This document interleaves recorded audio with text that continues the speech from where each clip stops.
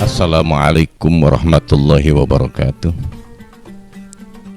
A'udzubillahi minasyaitonirrajim. Bismillahirrahmanirrahim. Nahmaduhu wa nusallimu ala sayyidina Muhammadinil karim wa ala alihi wa sahbihi ajma'in, amma ba'du. Wa qala illahi anta maksudi wa ridhaka matlubi a'tini mahabbataka wa ma'rifataka.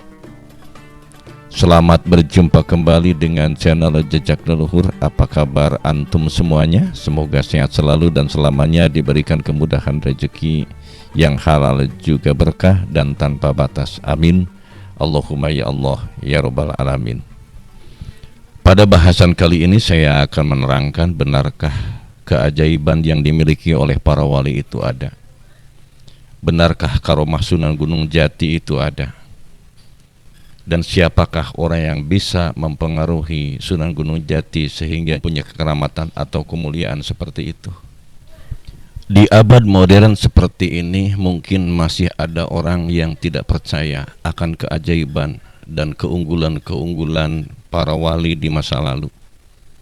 Karena memang dunianya yang kita lihat adalah dunia internet, dunia teknologi.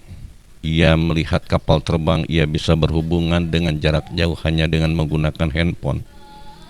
Tapi kenapa para wali dahulu ia berhubungan dengan setiap negara, bisa berdakwah ke setiap pelosok penduduk yang ada di dalam maupun di luar negeri? Seperti halnya Sunan Gunung Jati, ia bisa berdakwah di daerah Timur Tengah, di Afrika, kemudian berdakwah di Cina, di Sumatera, juga di Pulau Jawa. Dengan menggunakan apakah alat perhubungan mereka? Dengan menggunakan alat apakah kendaraan mereka, para wali termasuk yaitu Sunan Gunung Jati? Inilah yang menjadi pertanyaan bagi kita yang perlu dibahas bersama. Dalam sebuah kutipan naskah Mertasinga dikatakan bahwa Sunan Gunung Jati sebelum meninggal dunia ia mengirimkan surat kepada Sebakingkin, putranya atau Maulana Hasanuddin yang berada di Banten. Ia berpesan bahwa Sultan Hasanuddin harus memerintahkan cucunya yang bernama Kapil atau Maulana Muhammad untuk naik haji. Dan setelahnya pulang dari haji, maka kedudukan sebagai sultan harus diganti oleh beliau.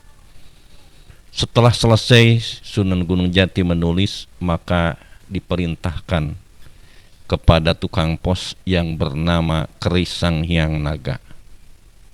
Setelah dibungkuskan di keris Sanghyang Naga tersebut, maka terbanglah keris tersebut dan sampailah di Keraton Banten.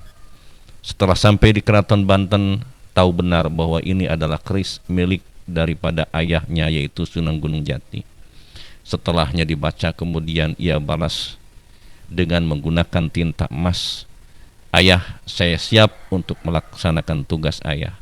Maka kembalilah keris itu untuk menyampaikan surat dari Sultan Hasanuddin kepada Sunan Gunung Jati. Sekilas mendengarkan cerita ini suatu hal yang mustahil, dan boleh dikatakan ini adalah bid'ah juga khurafat. Tetapi kalau kita melihat karomahnya para wali itu benar-benar ada, karena wali itu artinya adalah wakil Allah atau kekasih Allah. Yang namanya wakil Allah atau kekasih Allah, apapun yang diinginkan karena sudah ada izin dari Allah, maka terjadilah. Jangankan mengirimkan surat dengan keris yang bernama Sanghyang Naga tadi, dengan pulpen saja ini, ya. Andai kata wali berkata, "Pulpen, antarkan surat saya," nah, maka ini terbang dengan sendirinya. Nah, kawan-kawan, kita bayangkan andai kata kita hidup di abad 500 tahun ke belakang. Pada saat itu ada orang yang menceritakan bahwa di abad sekarang ini akan ada handphone yang bisa menghubungi jarak jauh. Mungkin waktu itu kita tidak akan percaya dan tidak mungkin terjadi. Hanya dengan genggaman tangan kita bisa menghubungi jarak jauh, bahkan bisa mengirim video seperti zaman sekarang ini. Tidak mungkin, ya, andai kata dengan menggunakan akal kita. Oleh karena itu, kita ingat kepada mukjizatnya para nabi, karomahnya para wali. Jangan dipikirkan dengan akal atau nalar kita sendiri, tapi rasakanlah dengan kekuatan iman, maka akan menjadi hidayah bagi kita. Nah, kawan-kawanku, Kita tahu semuanya bahwa setiap orang yang mempunyai keunggulan itu pasti ia mempunyai guru. Karena kalau tidak ada pembimbing, yang pertama lambat, yang kedua bisa tersesat ya. Nah, kita ketahui bahwa Sunan Gunung Jati, kenapa beliau mempunyai kekeramatan yang sangat tinggi, kemudian ia mempunyai pangkat insan kamil yang telah dijuluki oleh Rasulullah SAW, karena beliau mempunyai guru-guru yang membimbing beliau sendiri. Di antaranya yang pertama adalah Syekh Najmuddin Kubro. Nah, selain daripada mengajarkan ilmu syariat, beliau juga dibimbing yaitu tarekat Satariyah dan Naksabandiyah. Jadi cara mendekatkan diri kepada Allah dengan cara dzikir yang dibimbing oleh ajaran tarekat Satariyah juga Naksabandiyah dari Syekh Najmuddin Kubro. Kemudian guru selanjutnya yaitu Syekh Muhammad Athoillah. Nah, dari Syekh Muhammad Athoillah ini Sunan Gunung Jati dibina yaitu tarekat Sadiliyah. Kemudian yang ketiga yaitu Syekh Ishaq.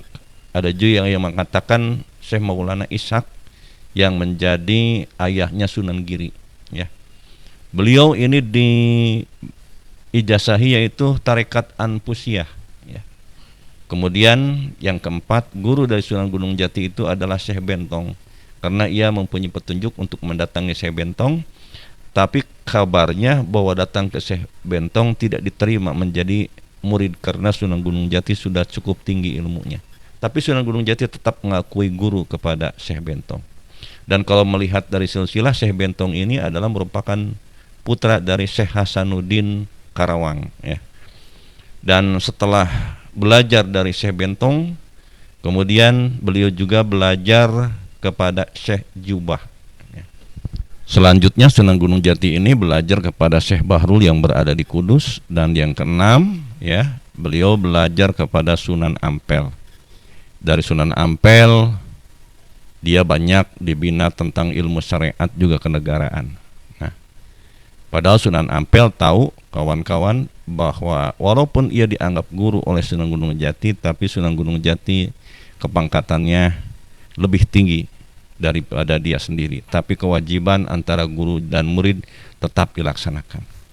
Nah, selain dari guru yang disebutkan dalam naskah Mertasingnya, juga saya dapatkan dari Babat Tanah Cirebon bahwa guru Sunan Gunung Jati itu diantaranya adalah Syekh Datul Kahfi atau Syekh Nurjati. Kemudian juga ada guru dari golongan jin, tapi jinnya wali ya, yang bernama Syekh Abdullah Sapari juga Patih Osad Asid. Ini adalah nama guru-guru dari Sunan Gunung Jati Syarif Hidayatullah. Nah kawan-kawan, bibit yang besar berasal dari besar lagi ya. Kenapa beliau menjadi walinya Allah? Kenapa dia mempunyai kepangkatan yang tinggi? Karena memang guru-gurunya adalah para walinya Allah. Dan semua para wali yang saya katakan tadi, semuanya ini adalah ahli tarekat ya. Baik dari Satariyah, baik dari Qadiriyah Naksabandi, dari Naksabandi juga Anpusiyah, juga Sadiliyah, ini adalah merupakan tarekat. Jadi jelas kawan-kawan sekalian, menurut sejarah bahwa para wali itu ia bisa sampai kepada Allah adalah dengan jalan tarekat yang dibimbing oleh para mursyidnya. Kawan-kawan, saya ucapkan terima kasih yang sebanyak-banyaknya Anda sudah berlangganan dengan channel kami. Dan insya Allah doa mudah-mudahan saya diberikan sehat, panjang umur dan banyak kesempatan sehingga terus beristiqomah untuk mengisi channel Jejak Leluhur ini. Dan dari mulai sekarang insya Allah saya akan mengambil satu jalur, yaitu di bidang sejarah juga filsafatnya. Terima kasih atas segala perhatian, mohon maaf atas segala kekurangan. Saya Abu Zamzam berundur diri dan mengucapkan terima kasih yang sebanyak-banyaknya. Selamat berjumpa kembali di channel Jejak Leluhur ini pada video berikutnya. Terima kasih atas segala perhatian, mohon maaf atas segala kekurangan. Billahi taufiq wal hidayah. Wassalamualaikum warahmatullahi wabarakatuh.